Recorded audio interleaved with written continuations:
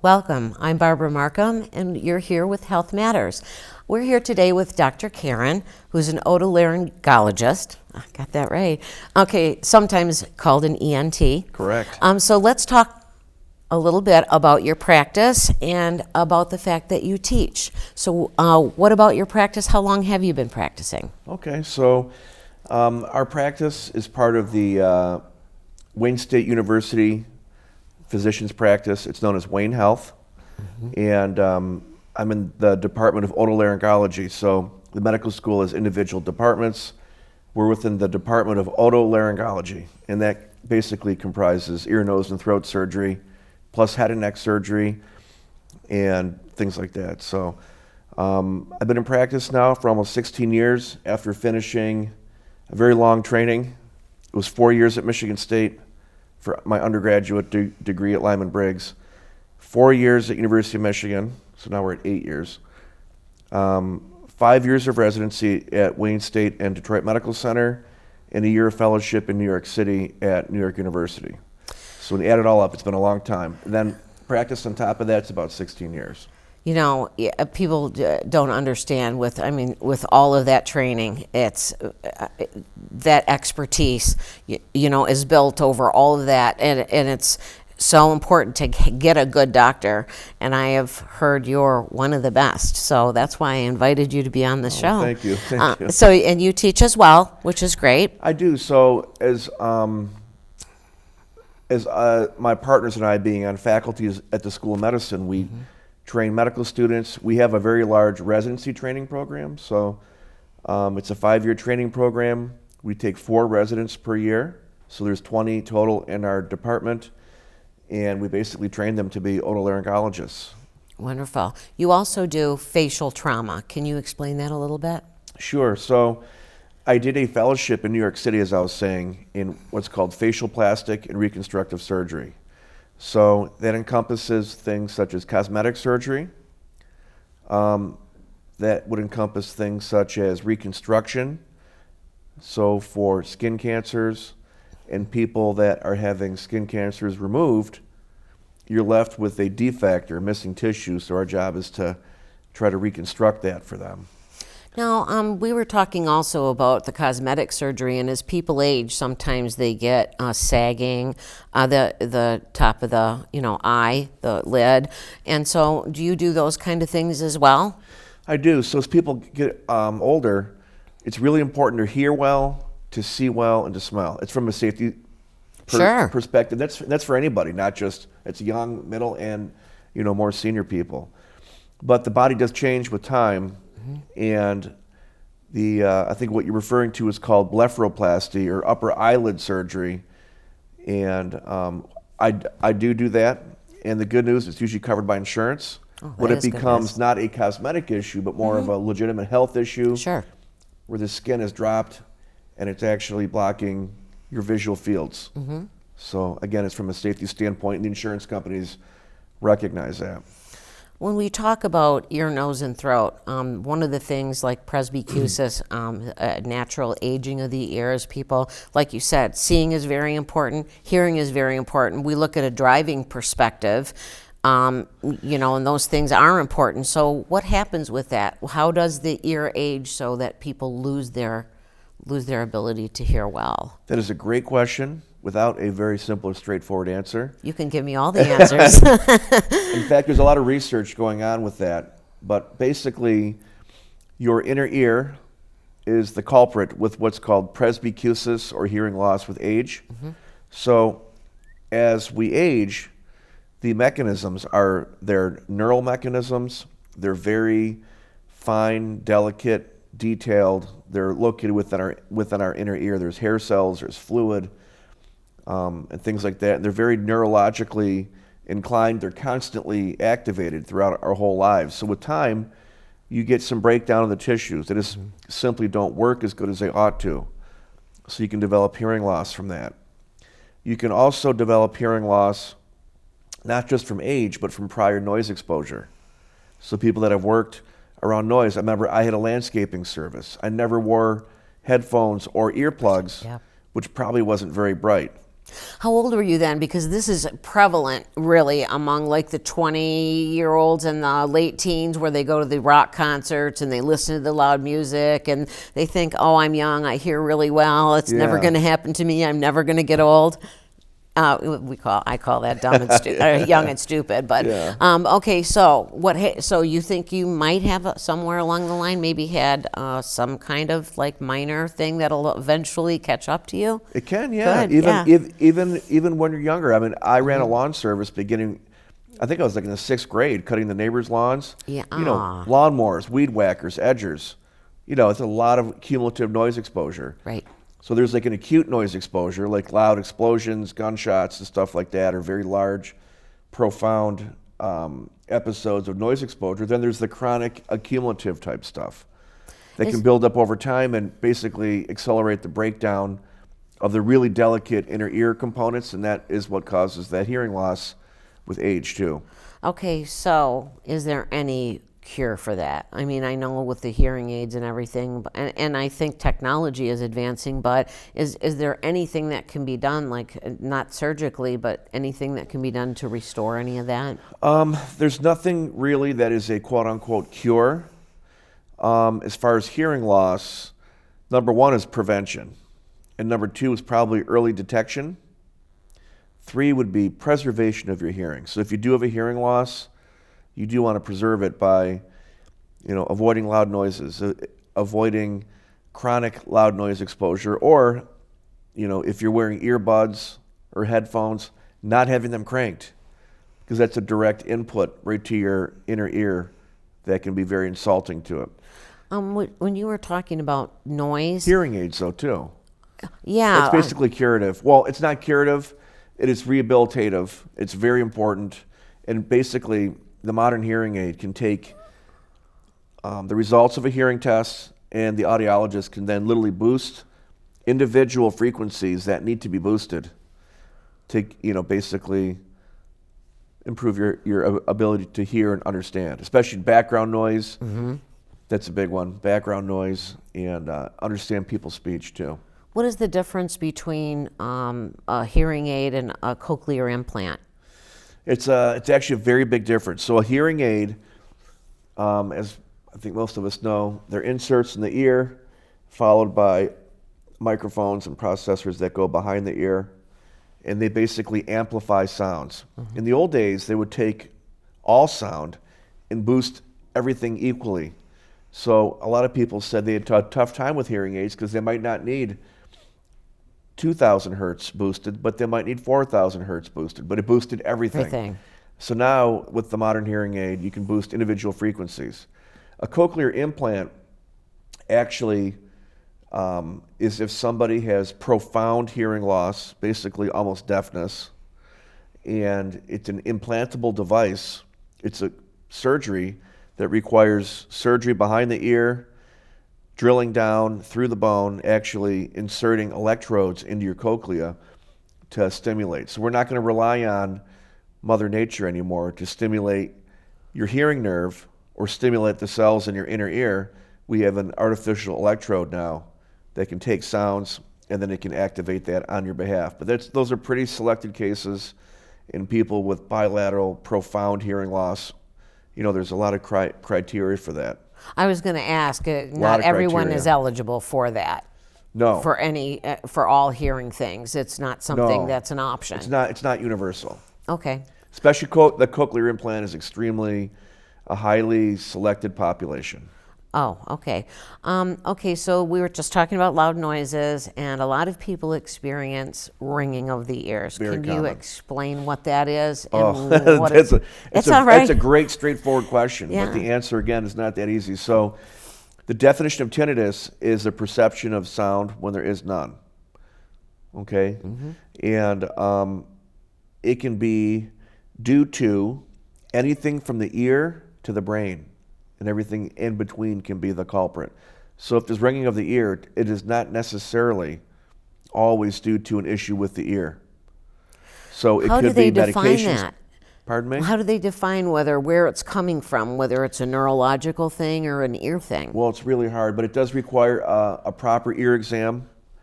It usually involves additional testing called an audiogram that not only checks your hearing, it gives you kind of a window into the inner ear mechanisms and performance. Occasionally, it requires advanced imaging studies such as MRI scans to actually physically check the hearing nerves to make sure there's nothing inflammatory going on, to make sure there's no little lesions or masses on those hearing nerves, compressing that nerve, attributing to the ringing. But things as basic as stress, dehydration, caffeine, medications can all portend towards ringing. And so can noise exposure. In the past, you can have noise-induced hearing loss, plus or minus with tinnitus as well. Is that curable in some cases then? Like if it's medication or something like that that can be changed? Or is that a permanent type thing? Well, if the ringing is due to, say, stress, dehydration, medications, you can eliminate those. It usually improves it significantly. And anything that gets the body amplified or activated. You hear of someone under stress, say they're taking a test and their ears are ringing terribly. So stressors, stressful situations, environment, even elements of anxiety and depression can push everything towards the potential for ringing and tinnitus. So if you do treat those, many times you can get an improvement if that's one of the underlying issues. Right. Otherwise, it's more of a coping strategy, coping mechanisms, having some background noise and things to help drown out the tinnitus. Well, if there are things that affect a large amount of population, do they do things like clinical trials? And when they do things with the eyes or the hearing or things like that, what does a clinical trial do? It's a good question. So, especially for ringing, because there is no absolute, hey, this is the cure, or this is, one of the treatments. We're still a little bit in the discovery phase on that, and that goes for a lot of other things. From a medical standpoint, we've made unbelievable strides, but there's still some items that we're still working on. Tinnitus is one of them. All sorts of things. So, what a clinical trial is? It's basically a non-experimental. Well, it is experimental, but it's not like in a laboratory, like on a bench or basic science. A clinical trial has different stages, but basically, it is the introduction of a potential treatment for an illness or something like that, or a medical condition that they are trying to determine if a medication is effective or not. Okay. So using the tinnitus as an example, there actually is a clinical trial going on. There's different sites throughout the country, actually. And if you go on to clinicaltrials.gov, clinicaltrials.gov, you can log on there and actually look for clinical trials on tinnitus. Okay. And so what they do, the patients need to meet certain criteria. This is for any clinical trial. You have to have a condition, you have to meet criteria. There's inclusion criteria, which means, okay, you're okay to undergo the trial. There's exclusion criteria. Due to this, that, these are those, I'm sorry, but you're not eligible to participate. Right. Then the participant gets either a placebo treatment or they actually get the Actual medication. Correct. But everyone's blinded to it, basically. So the patients have no idea, and usually the investigators have no idea either. It's called double-blinded. Yeah, so it's the best type of clinical trial. But for ringing and other ear and even hearing and vision-related things, there are trials going on all over the country for all sorts of things that they're actively, if someone's interested, they can certainly go on to clinicaltrials.gov and check it out. Yeah, take a look at it. Okay. Moving off of the ears, we're down to ear, nose. Yes, okay. Okay, so sinus, chronic sinus infections, or what most people have a problem with as far as the nose, and that's directly related to the sinuses, which are they behind the eyes, above the eyes, around the eyes? Yeah, they're everywhere. Everywhere back there. Okay. You've got multiple sinuses. So when we talk about the nose, there's the actual external nose here, of course. And we do address a lot of issues with that. So, for instance, skin cancers. That's why everyone's got to get checked. They got to get checked. Got to see your dermatologist. Oh, yes, absolutely right. Yes. It's very important. Yeah. So, we do treat the external skin of the nose. So if there's a skin cancer that gets removed, we can help reconstruct it.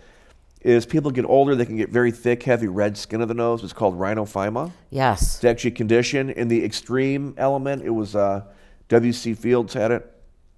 I've seen that it, really yes. thick, heavy, looked like almost like red cauliflower on the Yes, nose. exactly, yes. That's like a very extreme, but we actually treat that as well. Okay. Medically and using certain Lasers? laser type things. Nasal respiration or treating nasal obstruction is a big part of our practice. So if it's hard to breathe through your nose, it may be due to an anatomic issue with the actual nose, or inside the nose, like the nasal septum that divides the nose into the right and left sides. If there's an issue with that, that can cause difficulty in breathing. There's other little organs in there called the turbinates. They look like little sausages. They basically, I didn't know that. yeah, they're little scrolls covered in Okay. tissue. And if they're too large or if they're allergic, that can cause obstruction. So we treat that either medically or occasionally with surgery as well. That's different from the actual sinuses. Okay, so All that is different from the sinuses. okay, so what about the sinuses? Can people get chronic sinus infections, and can, how can yeah. you tell if there's a problem there? It's an interesting question. There's a lot of debate about that actually, because depending on where you are, perhaps even what office you're in, everyone or a lot of people get diagnosed with sinus disease or they don't. So the criteria is somewhat nebulous. Then there's acute sinusitis, meaning it's like happening like right now, or it's been active and going on for under 12 weeks. Or a recurrent acute, you're like, my God, I'm getting all these infections over the course of, a year. I'm getting these 6 infections. That would be considered recurrent acute.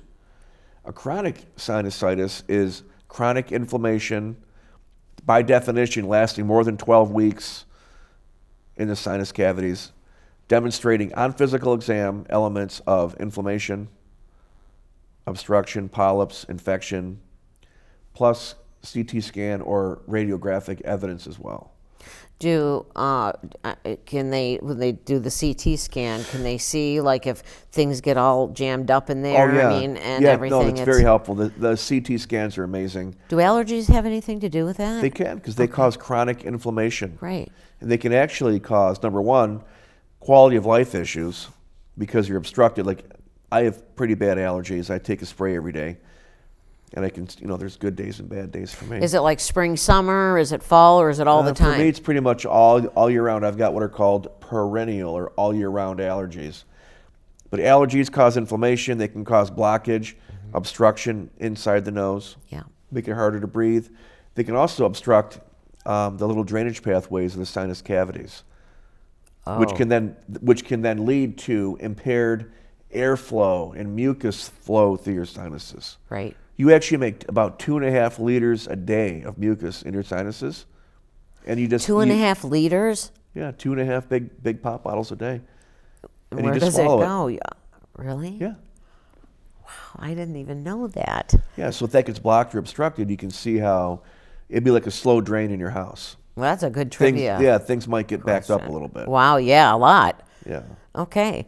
All right, so then we get to the throat. Oh, yes, the throat. Okay, so what do you find most people's complaints are about a throat, or what kind of, this is a good question too, the throat especially, if there's any kind of disease or anything related, what should people look out for, and what do you see as problems like swallowing, or what kind of complaints do you normally hear regarding A lot of the throat? complaints. Okay, I A lot. kind of thought so, but okay. No, but the all kidding aside, so the throat is divided into different parts.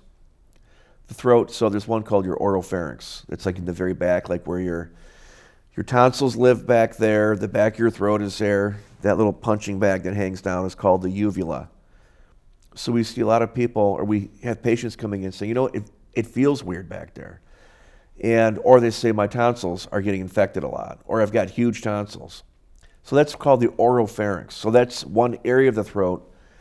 People with sleep apnea that snore terribly, they may come in and say, my throat feels weird. So getting back to the original question, a lot of the things that we see are patients saying when they come in, the throat feels off. It feels weird. It feels like something's in there. That happened to me once. Or Put a little camera down there. yeah, oh yeah, I'm sure You're you loved fine. it. Yeah. Okay, I felt better. Yeah. So the throat, people come in saying, the throat feels weird.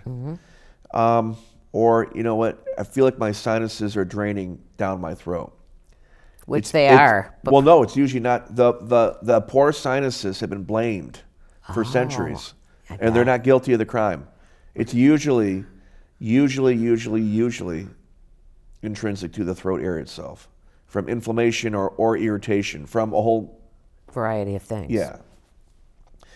So you also mentioned about the throat. So there's the oropharynx, and then you get further down into actually your voice box area. There's usually not a whole lot of activity here in the throat and the front. On the inside, there's a lot of activity.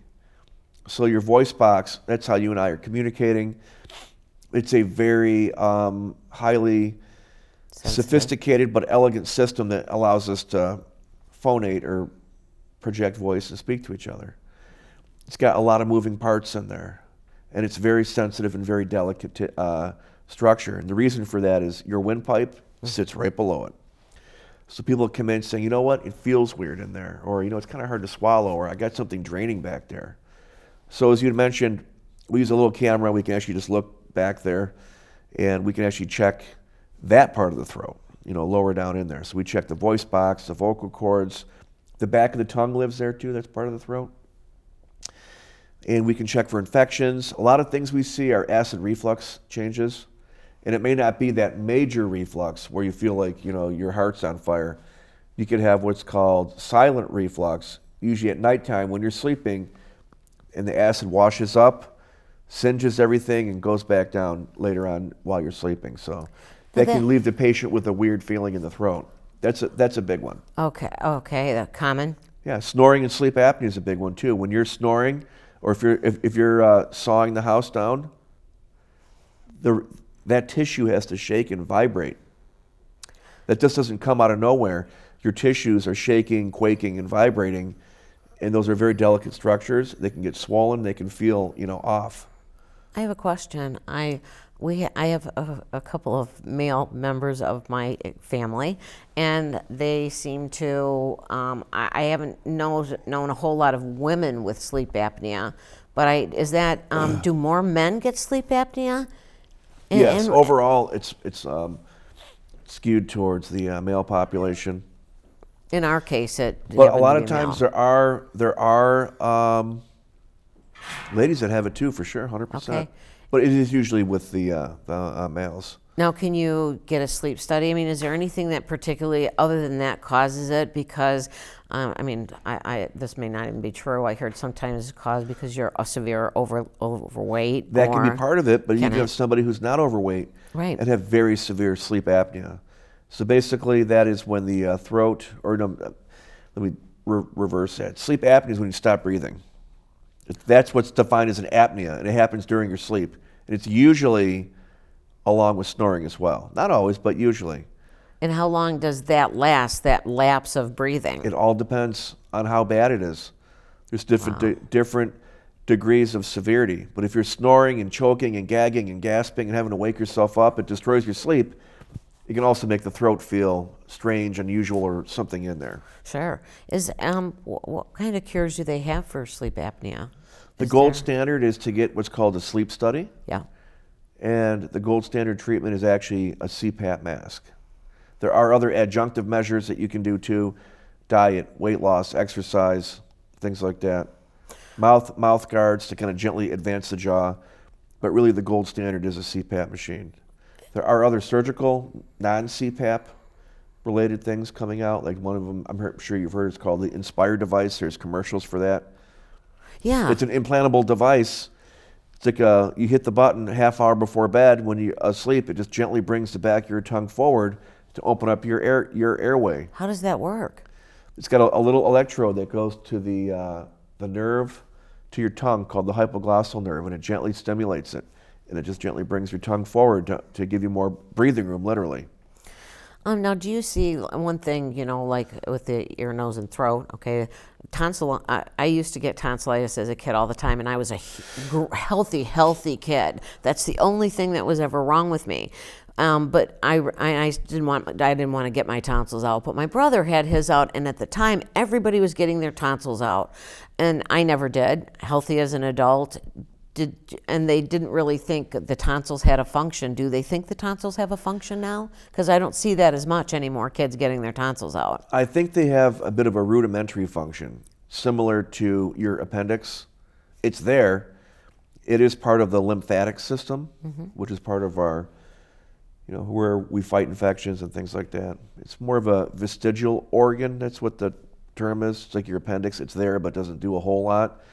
The tonsils are not critical. I think back when they were taking out everyone's tonsils, the antibiotic regimens were not that great, and you could get very serious, extremely life-threatening infections that, unfortunately, it actually killed people. So I think that, especially in kids, they have very small airways. They're prone to having rapid decompensation. So I think they had to weigh everything out. They said, if we can get the tonsils out, we're going to help these kids.